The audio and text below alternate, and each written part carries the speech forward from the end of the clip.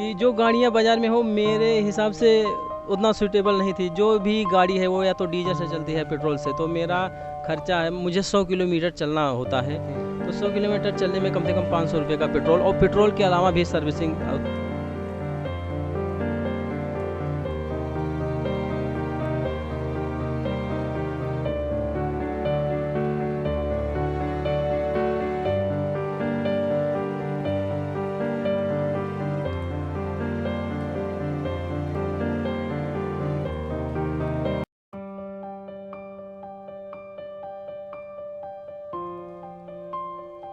आवश्यकता ही आविष्कार की जननी है। ऐसी क्या आवश्यकता पड़ी कि यहाँ पे हम एक स्ट्रक्चर देख रहे हैं। हमारे कैमरा पर्सन से हम चाहेंगे कि थोड़ा सा इस स्ट्रक्चर की तरफ वो दिखाएं कि एक ऐसी अद्भुत गाड़ी, अद्भुत ही इसको कहेंगे क्योंकि इसका स्ट्रक्चर आपको देख के लग रहा है कि जैसे हॉलीवुड की फिल्मों में कुछ इस तरह के स्ट्रक्चर्स दिखाए जाते हैं गाड़ियों के लिए, वो एक शख्स ने बना डाला इस कोविड के टाइम में। तो हमारे साथ शिवपूजन जी हैं और हम इन्हीं से जानेंगे कि क्या इसकी आवश्यकता महसूस हुई और इन्होंने इसको कैसे बनाया।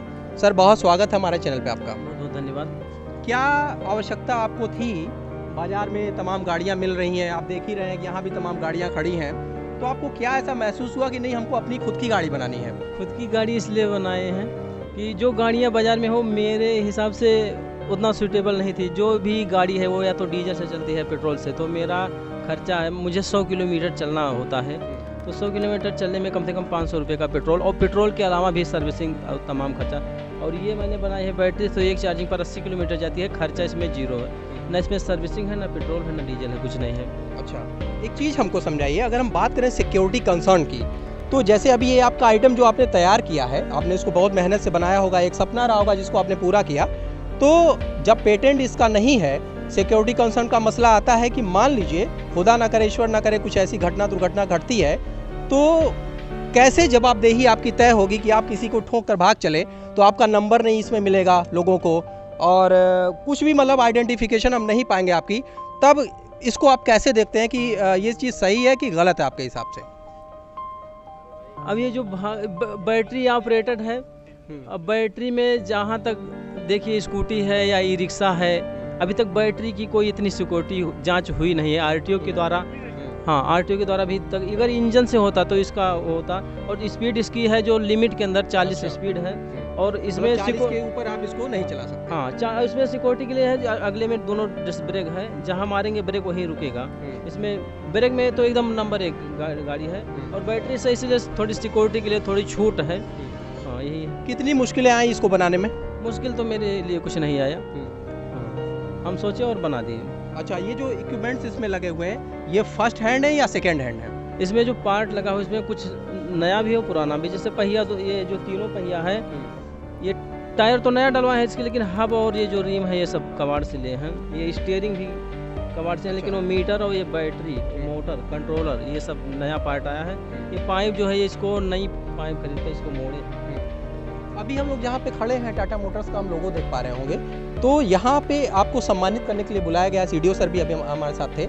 क्या कुछ यहाँ पे आपको आश्वासन दिया गया है कि इस गाड़ी की मॉडिफिकेशन में आपको सहायता दी जाएगी, और क्या कुछ आप चाहते हैं इस गाड़ी के इनोवेशन के लिए, इसके मॉडिफिकेशन के लिए? अब जो इसका मॉडल है हमारे समझ से कंप्लीट है। अभी दूसरा मॉडल बनाएंगे तो उसमें कुछ जो संशोधन हो वो हो सकता है। दूसरा मॉडल? हाँ, दूसरा हाँ दिमाग में है, अभी वो शुरू ही होने वाला है दूसरा मॉडल। मतलब पूरी तरीके से आप अगर हम बात करें तो ग्रीन एनर्जी की बात करते हैं, अगर हम हरित ऊर्जा की बात करते हैं, तो उसी पे बेस है ये पूरी तरीके से। कहीं कोई पोल्यूशन का मसला इसमें नहीं है। हाँ, पोल्यूशन इसमें कुछ नहीं है, बैटरी ऑपरेटेड है। हाँ, 100 किलोमीटर चलने में भी 1 रुपये का खर्चा इसमें मतलब, नहीं है। इसका जो माइलेज है 80 किलोमीटर, हमें 100 किलोमीटर चलना होता है, बीच में थोड़ा सा चार्ज करते हैं, बीच में हम घर पर रहते हैं। चार्जिंग का कितना इसका घंटा लगता है? कितने घंटे में फुल चार्ज होता है? 7 घंटे में फुल चार्ज होती है। 7 घंटे में। अच्छा, इसको चलाते समय आपको कुछ असहज नहीं महसूस होता है? क्योंकि अगर हम बात करें तो इसकी जो ग्राउंड क्लियरेंस की अगर हम बात करते हैं तो ग्राउंड क्लियरेंस भी थोड़ा सा कम दिख रहा है हमको। दिख रहा है कम। देहात क्षेत्र में आप जाते होंगे तो वहाँ पे सड़कें तो इतनी अच्छी आपको मिलेंगी नहीं, ये ग्राउंड क्लियरेंस जो कम दिख रहा है। अगर आप अल्टो का देखेंगे और इसको इंची टेप से नापेंगे तो अल्टो का इसका एक ही, हाँ, सेम है। अच्छा, कार का जो छोटी गाड़ियाँ हैं कार, उनका ये सब सेम ही है। ठीक, और अभी तक कहीं फंसा नहीं है जी। तो निश्चित रूप से बहुत ही अच्छा इनोवेशन था। और शिवपूजन जी हैं जो दूध का व्यवसाय करते हैं, और आपसे हम ये भी कहेंगे कि थोड़ा सा आप हमारे दूधिया भाई जो हैं उनको भी कुछ संदेश दीजिए, थोड़ा दूध में पानी वानी कम मिलाया करें क्योंकि बहुत समस्या हो रही है इससे। अब अपनी ये तो अपनी संदेश आप सोच दे ही सकते हैं। अपनी अपनी सोच है।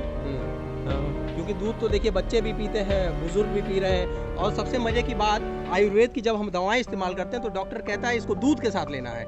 अब दूध में जब केमिकल रहेगा तो मामला बिगड़ जाएगा। नहीं ना? नहीं, जो केमिकल मिलाएगा उस पर कार्रवाई होगी। हाँ, इसमें दो राय नहीं है। तो एक बार संदेश दे दीजिए आप। संदेश मेरा है कि दूध में जो है पानी नहीं मिलाना। नहीं, दूध बेचे तो शुद्ध बेचे, दूध जी। में पानी और केमिकल मिलाने की आवश्यकता नहीं है। ठीक है सर, धन्यवाद। बैठिए बैठिए बैठिए।